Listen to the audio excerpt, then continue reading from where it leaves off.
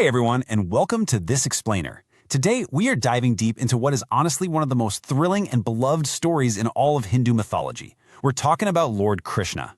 He's this incredibly popular, cheeky deity famously known to many as the butter thief. And today, we're going to unpack the absolutely action-packed, unbelievable story of his birth.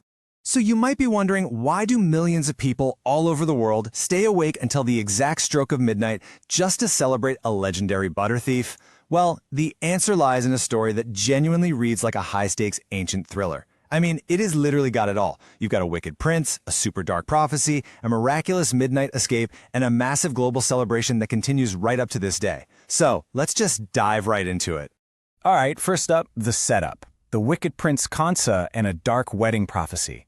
The story actually kicks off on a really happy note. It's the grand wedding day of Kansa's remarkably kind sister Devaki to a nobleman named Vasudev. But, as you'll see, that joyous atmosphere was about to completely flip.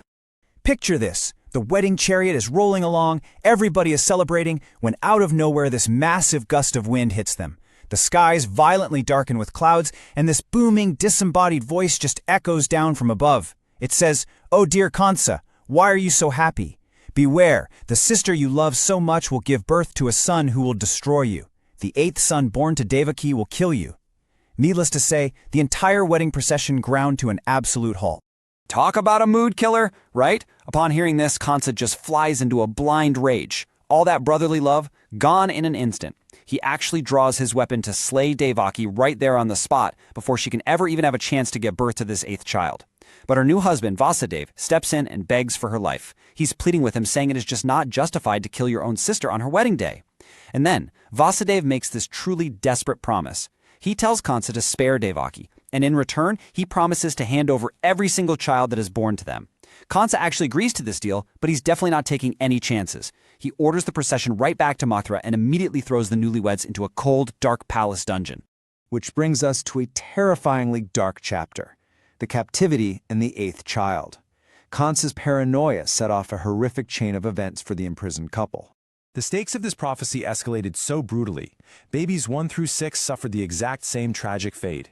Every single one was slain by the cruel Prince Kansa. But then there was a glimmer of hope. Devaki's 7th pregnancy took a divine turn. The baby was miraculously transferred from Devaki's womb to Rahini, who was Vasudev's second wife, living safely far away in a village called Gokul. This child would eventually be known as Balrama. To keep the whole thing a secret, the guards were simply told that the 7th child was stillborn.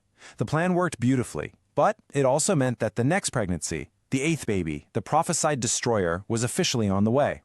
Fast forward to the 8th day of the month of Shravan. A terrible, raging storm erupts all over Mathura. Imagine thundering rain, lightning, and skies completely choked with these thick, black clouds. Devaki is heavily pregnant with her 8th child, and the tension down in that dungeon is just through the roof. Then suddenly, right there in the pitch-black prison cell, Lord Vishnu appears to the couple. He tells them that their prayers to save this baby have finally been heard. Now, Lord Vishnu doesn't just offer some comforting words here. He lays out a highly specific divine master plan. First, he himself is going to take birth as their 8th child. Step 2, Vasudev is instructed to sneak the newborn baby out of the dungeon and travel straight through the storm to the village of Gokul. And step 3, once he gets there, he needs to quietly exchange the baby for the newborn of a man named Nanda Gopal and his wife Yashoda. With those exact instructions laid out, Lord Vishnu vanishes, perfectly setting the stage for what is, essentially, the ultimate mythological midnight heist. And that leads us right into the climax of our story, the midnight miracle and the great escape. At the exact stroke of midnight, the 8th baby, Lord Krishna, is born, and this incredible sequence of miracles just starts unfolding. Literally without anyone touching them, Vasudev and Devaki's heavy iron chains just fall right off. The heavy prison doors swing wide open, and every single guard out there drops into a deep, unshakable sleep. So, Vasudev carefully places baby Krishna into a basket, hoists it up onto his head, and steps out into the raging storm. But get this, he's not alone. Vasuki, the giant heavenly snake that Lord Vishnu actually reclines on in the heavens, follows right behind him. Vasuki spreads his massive 5-headed hood over the basket like an umbrella, keeping the baby perfectly dry from the torrential rain. And when Vasudev finally reaches the banks of the raging Yamuna river, The waters literally part to his astonishment, giving him a perfectly safe, dry route straight across to Gokul.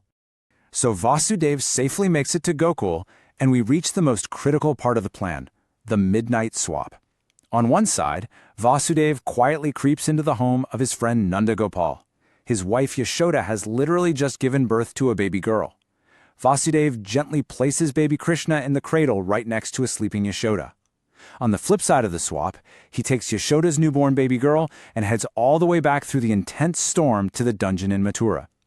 It is a flawless execution, but it only lasts until the very second Vasudev is reunited with Devaki. The moment he steps back inside that cell, boom, the heavy prison doors slam shut, the chains lock right back into place, and the baby girl starts to cry. And of course, that sudden noise instantly shatters the guards' unnatural sleep. The guards hear the baby crying and immediately run to report the birth to Kansa. He rushes down to the dungeon, totally terrified of this prophecy, and demands that Devaki hand over the baby.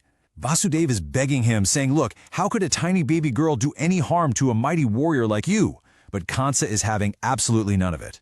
He snatches the baby girl to kill her, but suddenly, she slips right out of his hands. She rises up into the air and transforms into the incredibly powerful goddess Durga, and she delivers this absolutely chilling warning. "Oh, wicked Kansa, your destroyer was born to Devaki at midnight and is now safe in Gokul. When the time comes, he will come and search for you and punish you for all the evil you have committed." With that, goddess Durga just disappears.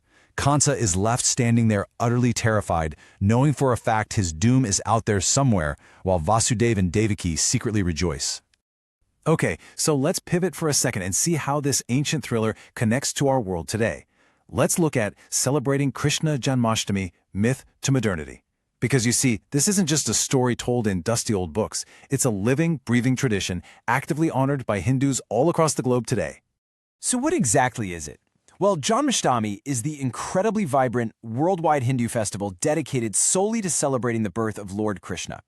When you see millions of people rejoicing, praying, and sharing special food during this time, what they're actually doing is directly mirroring the intense joy and profound relief felt by Vasudev and Devaki when they finally knew their 8th child, the prophesied savior, was born and safely out of Kansa's grasp.